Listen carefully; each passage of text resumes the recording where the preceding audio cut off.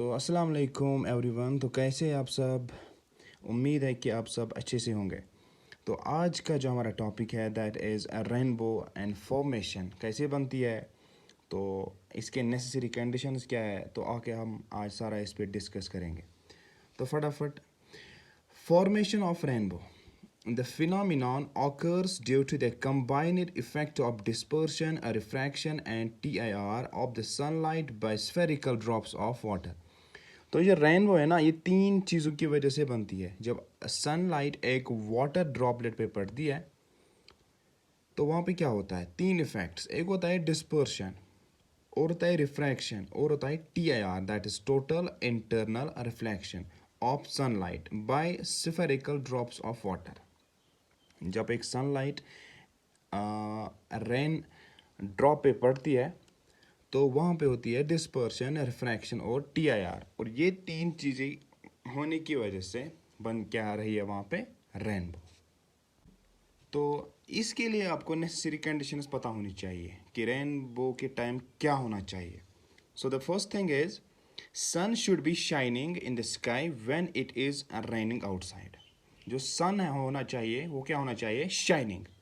जब बाहर से क्या पड़ रही होगी, बारिश, क्योंकि बारिश के दौरान ही सन शाइन होना चाहिए, तब जाके क्या बनती है, रेनबो। क्योंकि जब शाइन होगा तब जाके जब बारिश पड़ेगी तो बारिश के जो ड्रॉपलेट्स हैं ना उस पे क्या पड़ेगी, सनलाइट। तो आगे फिर ये इफेक्ट्स होते हैं डिस्पर्शन, रिफ्रैक्शन और टोटल इंटरनल रिफ्लेक्शन। और एक चीज़, the observer must stand with his back towards the sun. For example यहाँ पे मैं बताऊँगा, यहाँ पे हो रही है फॉर एग्जाम्पल, यहाँ पे एक ऑब्जर्वर है, ठीक है।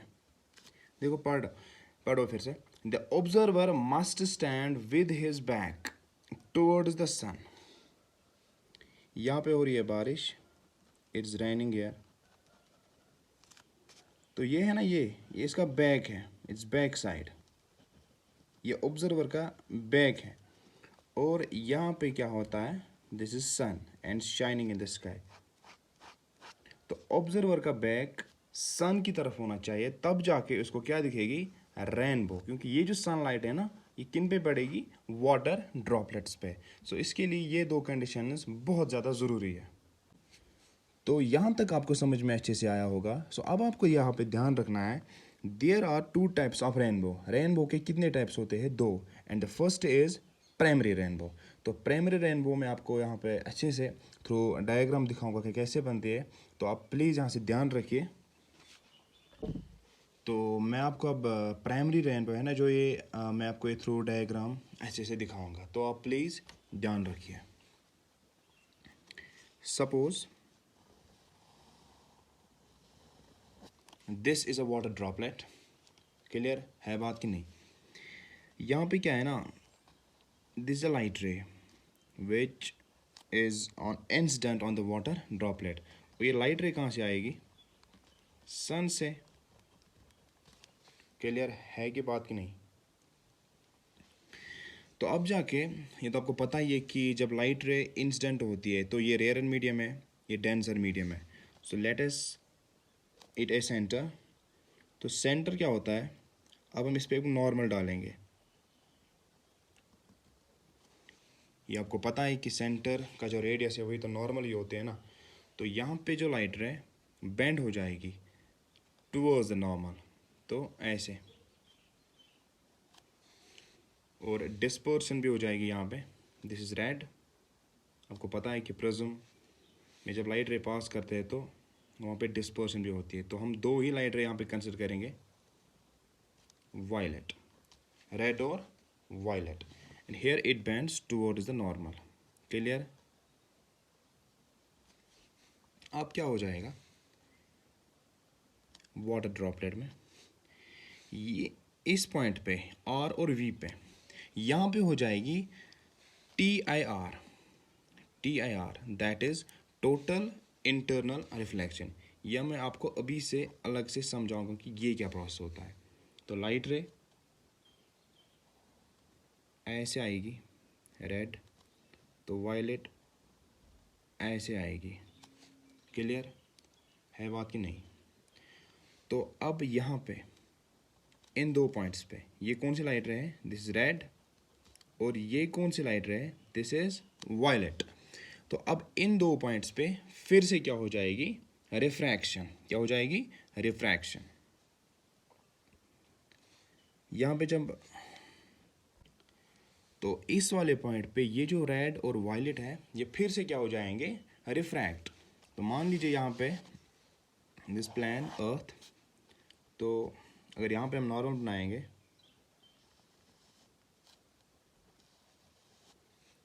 ठीक है, तो ये नॉर्मल है। तो जब रेयरर मीडियम से denser, then it bends towards the normal. फिर जब डेंसर से रेयरर फिर से रिफ्रैक्ट हो जाएंगे तो it bends away from the normal. So while it bends like this and red it will be reflected like this. तो यहाँ पे ये क्या है? This earth. तो यहाँ पे मैं रखूँगा दिस, ये वायलेट की लाइट रे है और ये है रेड की। और यहाँ पे आपको याद रखना है, यहाँ पे जो ये वायलेट लाइट है ना ये इमर्ज होती है at an angle of 40 degree, और जो ये रेड है ये इमर्ज होती है at an angle of 42 degree. Clear है बात कि नहीं? ठीक है, तो यहाँ तक आपको कोई टेंशन मत है, तो आप मुझे प्लीज़ बताइए। ठीक है, तो फिर यहाँ पे लाइक दिस आई ऑब्जर्वर, ठीक है, तो जब ये देखेगा तो जब ये देखेगा ना वायलेट और रेड की, इसको क्या नज़र आएगा? वायलेट को हम बैकवर्ड प्रोड्यूस करेंगे और रेड को भी हम बैकवर्ड प्रोड्यूस करेंगे। तो रेड बनेगा यहाँ पे, तो वायलेट बनेगा यहाँ पे। और जो ये प्राइमरी रेनबो है ना, जब ये प्राइमरी रेनबो बनेगी इसमें क्या होता है?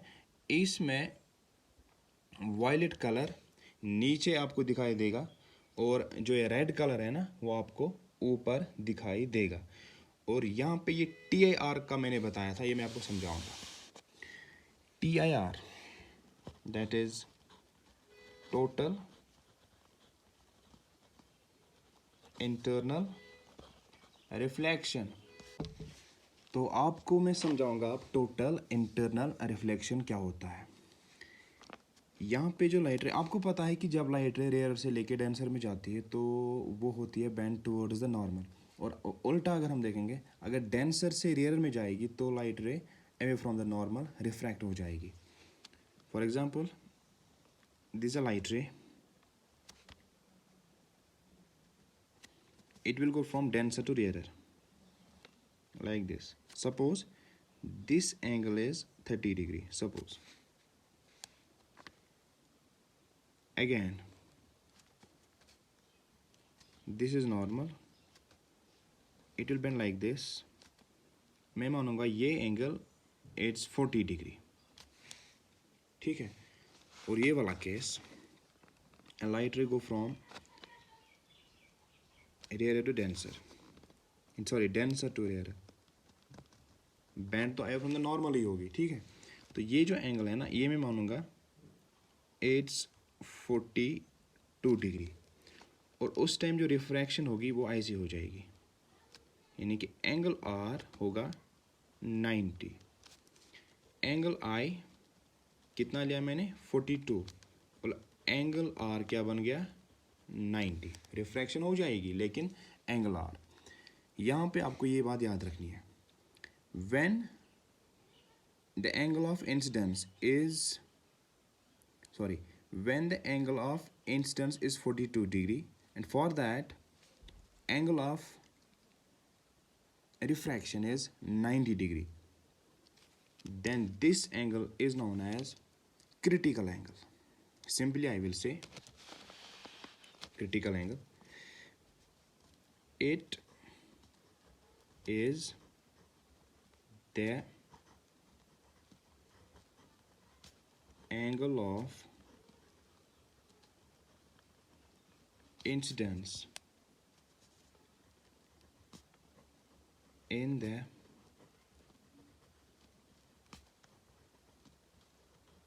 denser medium for which angle R is equal to 90 degree. इसको क्या कहते हैं हम? Critical angle. क्रिटिकल एंगल कब कहा जाता है? जब ये क्या होता है, 42 है ना, ये 42 क्या होता है? Angle of incidence.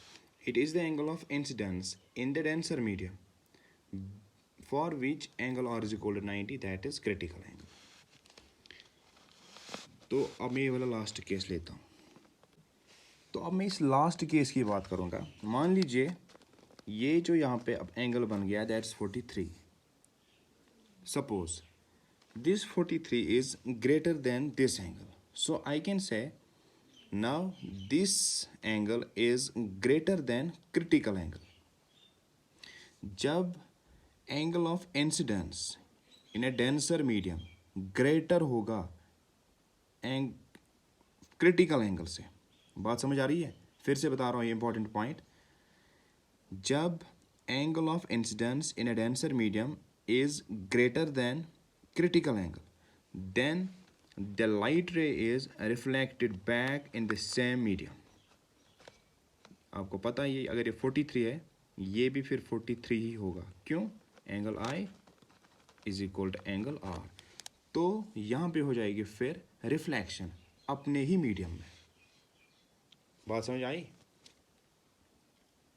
तो मेरे कहने का मतलब है कि आपने अभी पढ़ा कि क्रिटिकल एंगल क्या होता है, इस 42। तो यहाँ पे जो ये एंगल है अभी 43 बन गया, मीन्स कि ये जो एंगल है अब क्रिटिकल एंगल से ज़्यादा बन गया। जब एंगल क्रिटिकल एंगल से ज़्यादा बन जाएगा डेंसर मीडियम में, तब जाके लाइट रे रिफ्लेक्ट होती है back in the same medium में। तो उसको कहते हैं TIR, that is total internal reflection. तो हम पढ़ रहे थे प्राइमरी रेनबो, तो ये बीच में एक क्वेश्चन आया था टोटल इंटरनल रिफ्लेक्शन का। तो अब आपको प्राइमरी रेनबो के कुछ पॉइंट्स याद रखने होंगे। सबसे पहला point, it is a result in which 1 TIR, हाँ एक ही बार TIR होता है, टोटल इंटरनल रिफ्लेक्शन। मैंने आपको अभी से समझाया। 2 रिफ्रैक्शन, हाँ रिफ्रैक्शन यहाँ पे भी होती है और यहाँ पे भी होती है, तो 2 बार। Before emerging from the water droplet, clear. In TIR angle is greater than critical angle. तो क्रिटिकल एंगल आपको मैंने भी बताया तो ज़्यादा होता है ना, किससे? 42 से। It is found that violet emerges at 40 degree and red at 42 degree. हाँ यहाँ पे वायलेट की अगर हम बात करेंगे तो वायलेट किस एंगल पे इमर्ज होती है, दैट्स 40 डिग्री। तो रेड किस पे होती है? 42 degree. Red colour is at the top. Red colour फिर जब ऑब्जर्वर रेनबो देखेगा तो उसको कौन सा कलर ऊपर दिखेगा? That is red. वायलेट उसको सबसे नीचे दिखेगा। सो this was all about the primary. अब हम बात करेंगे सेकंड रेनबो की, और इसका और एक टाइप है रेनबो का, दिस इज सेकेंडरी रेनबो। अब आप प्लीज़ ध्यान रखिए, हम आपको दिखाएंगे कि कैसे बनती है सेकेंडरी रेनबो, ठीक है। इसमें क्या मसला होता है, तो आप प्लीज़ ज़रा ध्यान रखिए। Suppose this is a water droplet, ठीक है। तो ठीक ठाक। तो अब मान लीजिए यहाँ से लाइट रे आई, अभी ये किस पे पड़ी? वाटर ड्रॉपलेट पे। तो ऑब्वियसली सी बात है कि जब light ray from rare to denser, तो इट विल बेंड। ये इसका सेंटर है, सेंटर से ही हमेशा नॉर्मल जाती है, तो रिफ्रैक्ट हो जाएगी। मान लीजिए दिस रेड, तो डिस्पर्स भी हो जाएगी, and this is violet. Clear है बात?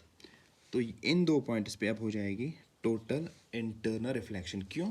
अभी मैं बता रहा था, अब जो आर का angle of incidence denser medium में बनेगा और वायलेट का जो angle of incidence denser medium में बनेगा वो क्रिटिकल एंगल से ज़्यादा हो जाएगा, तब जाके क्या हो जाएगी? Total internal reflection. तो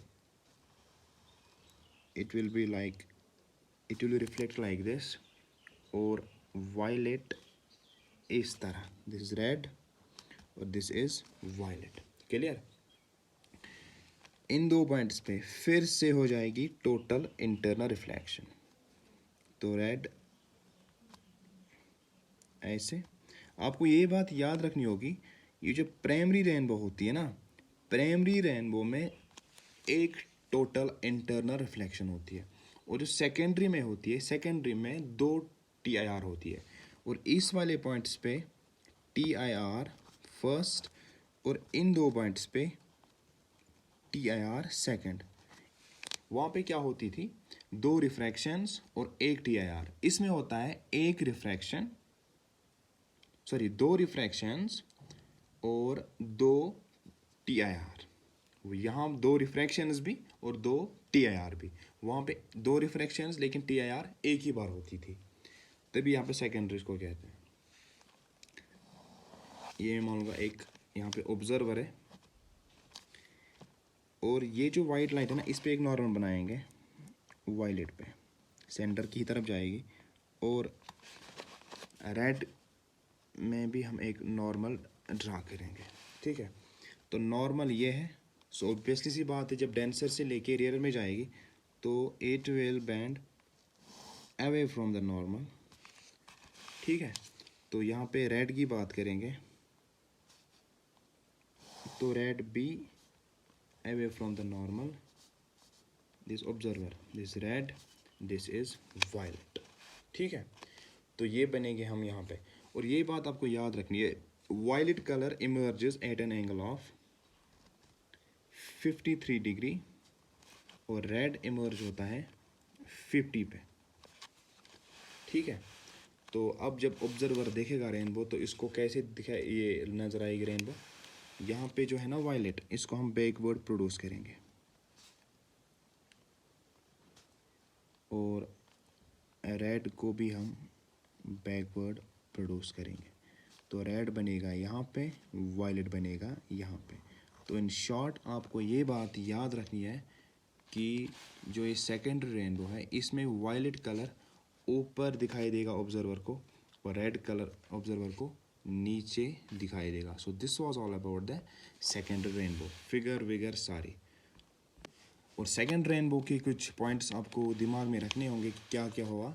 इसी के साथ ये क्वेश्चन यहाँ पे कंप्लीट हो जाएगा।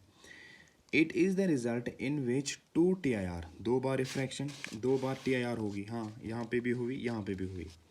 2 रिफ्रैक्शंस, रिफ्रैक्शन यहाँ पे भी हुई और यहाँ पे भी हुई, 2 refraction 2 TIR before emerging from the water droplet. Clear है। Angle is greater than critical angle, 42 degree है ना क्रिटिकल एंगल। तो क्रिटिकल एंगल से ज़्यादा बनती है यहाँ पे, तभी यहाँ पे TIR हुआ। Violet emerges at an angle of 53 and red emerges at an angle of 50. Violet color is at the top. Violet color is at the top. So this was all about. तो यहाँ पे इसका जो question है ये and हुआ। अब यहाँ पे एक क्वेश्चन है, तो रेनबो कर्व्ड क्यों होती है। रेनबो इसलिए कर्व्ड होती है क्योंकि ये जो बनती किससे है, स्मॉलर ड्रॉपलेट्स। अगर हम वाटर ड्रॉपलेट्स की बात करेंगे तो वो स्फेरिकल होता है। एक की बात करेंगे स्फेरिकल, तो जब बहुत सारे मिलेंगे, मिलियंस वाटर ड्रॉपलेट्स, तो कैसे बनेगा, स्फीयर स्फीयर स्फीयर, तो एट लास्ट वो कर्व्ड ही बनेगा। तो वाटर ड्रॉपलेट्स स्फीयर की वजह से वो जब एक ही झुंड बनाते हैं तो तब जाके बहुत यहाँ पे कर्व बनती है, इन ही वाटर ड्रॉपलेट्स की वजह से, क्योंकि वो खुद एक स्फीयर ही होते हैं। तो जब बहुत सारे ओब्वियसली मिलेंगे तो कर्व ही बनेगी। और एक बात, जो ये रेनबो होती है ना, ये बनती है पूरा स्फीयर, हमें आधा ही नज़र आता है क्योंकि एक किस में स्टक हो जाता है, ज़मीन में, तो हमें आधी ही कर्व नज़र आती है, वरना ये पूरी एक स्फीयर बनती है। So this was all about the formation of rainbow. So ये मेरी ट्रायलिंग थी, मुझे नहीं पता आप लोगों को वीडियो पसंद आएगा कि नहीं। जब आपको मेरा वीडियो पसंद आएगा, मेरी भी कहीं पे भी खामी होगी तो मुझे आप प्लीज़ बताइए, क्योंकि तब जाके मैं ही अच्छे से और पढ़ा सकता हूँ कि मुझे लगना चाहिए कि कहाँ पे मुझे क्या खामी है। तो ये मेरी अभी स्टार्टिंग ही है। So this was all about the formation of rainbow. Thank you so much.